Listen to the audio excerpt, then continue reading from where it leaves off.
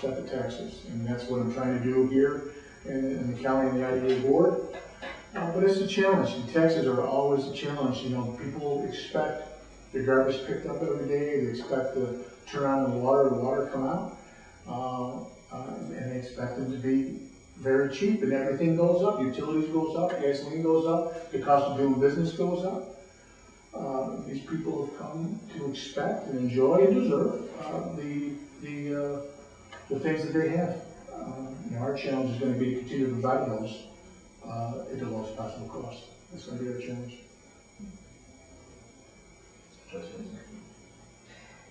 We've talked before about the rumors of your ambition.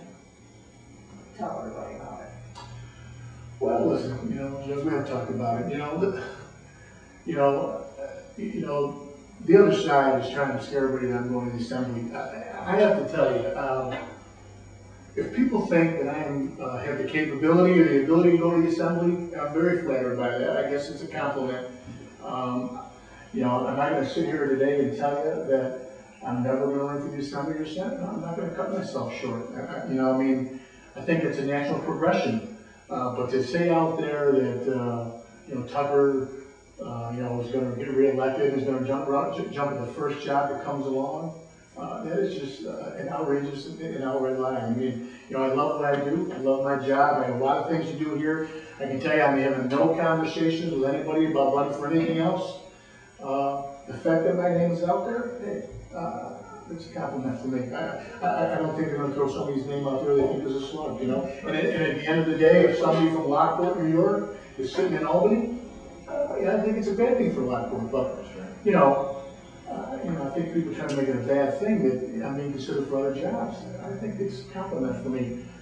You know, I have no desire at this moment to go to Albany. Joyce and I have talked about it a lot. If they asked me today, Mike, you want to run for the assembly? I would tell them I would not. I'm just not ready for that. You know, the election's not until next year. Will they ask me next year? I don't know. I'm sure there's lists as well. There's an incumbent there, first and foremost, as a Republican. So, you know, I'm not going to cut myself short and tell you that I will never want to run for the assembly or the senate. I think I can do that job. I think I have the ability to do it. You know, I am focused in the next 4 years on running the city, doing the best job I can here. I think it's an exciting time for our city. It's an exciting time for me to be the mayor. And I have a lot of things started that I want to finish. So, you know, that is what it is. What part of being mayor? And I think it's going to scare everybody. I mean, you know. That's really true. And I think that, you know, I mean, Joyce and I talked about it, but, you know, hey, I think it's, you know, it's very flattering to me. People think that I mentioned me to run for higher office. That's flattering for me. You know, my focus is on being mayor of the city of Lockport at this point. All right, I promised Edwina, because she brought it up on the radio this morning. Did she? I didn't listen. The Melissa Junkie and her sister scandal, or whatever you want to call it, rumor, that she had a baby shower at the youth department back in January or February, something like that. I guess Tony was on the radio and the question was brought up. He's not the director, but as an employee there, Edwina was asking if that did indeed happen with Melissa's sister. Did it? I don't know, that's what I'm asking you. You know, if this is common practice, if rooms can be rented out there, if, you know, how it all works. Rooms are rented out. We have a big room there. People do rent them out. We've had wedding showers there. We've had picnics there. We've had parties there. So you don't know whether Melissa's sister had a shower there, I don't know. If Melissa would ask me if it was okay, I would certainly say okay. I mean, it's not like we're doing her special favor. We've done it for other people as well. So that is free for everybody to use. Okay, and then there's also the subject of maintenance around it. It was the middle of winter and snow had to be plowed and things had to be cleared out and stuff like that for it to be available for her sister if this did happen. Is that all regular maintenance or was something special? I mean, it doesn't sound like, you know. Well, it's the youth department. You know, we have a lot of kids up there, a lot of parents up there. We always make sure that in wintertime there's no snow and ice there. We're constantly, plowing that out and salting it. Highways and Parks does that. I mean, it's a parking lot, it's our property. We have to maintain it. I can't tell you today if she had a party there or not, but if she did, it's perfectly fine. So anyone I've done it before. Okay. Sure. Anybody else, you can go over there and have it. Okay, and they have. Okay. They have. And so no one really has to maintain it except for somebody to clear a path, which is normally done anyway. So tax dollars are not used to provide for a space. I mean, we don't call people in. Not in excess of what would normally be done. No. Yeah. Okay. We wouldn't have it anywhere. Okay. Gotcha. Where it is, so. What else, guys? In reading the police blotter, you do see a lot of crime among older teens and young 20s, youth in the city. Quality of life question, is there enough for them to keep them occupied and out of crime? Is there something that the police department can do differently? Or do you even perceive it as a problem at this point? Well, you know, when you get into teenage years, late teens, you know, we have a youth program we spend a lot of money on for the younger kids. You know, we don't provide, you know, when kids get to be 16, 17 years old, 15, 18 years old, I mean, I really don't think it's our responsibility to babysit them kids. I mean, you know, we try to provide things. You know, I think some of their responsibilities got laid at home. You know, some of these parents don't know what their kids are doing. You know, I mean, I don't think it's up to the city government to make sure that, you know, these kids, you know, are at home at 11 o'clock at night or 12 o'clock at night. I mean, we do provide programs and services for younger youth. And quite honestly, people use it for babysitting service a lot of times. We still do it. But you know, I don't know if kids are going to take drugs or kids are going to drink. You know, we do work. You know, Florida Mackenzie has a New Beginnings program for boys and girls. We support that.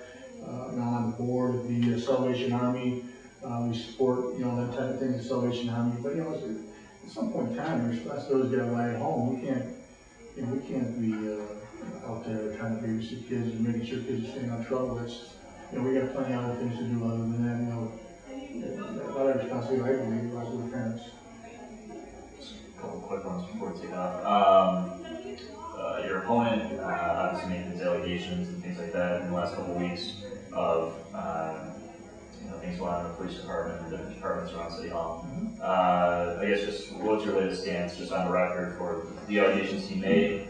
But then also, I know a question that has come up for me and probably the woman stopped down at your office, random drug testing. Is that something that you consider with negotiations upcoming with, you know, two of the biggest departments? Well, we've always tried to do drug testing. We have drug testing for people who have CDL licenses who buy, you know, drive garbage trucks, fire trucks, the bigger vehicles. We have that today. You know, that is a topic of negotiations. We've tried to get it. We're going to be able to get it. You know, we'll continue to try to get it this year.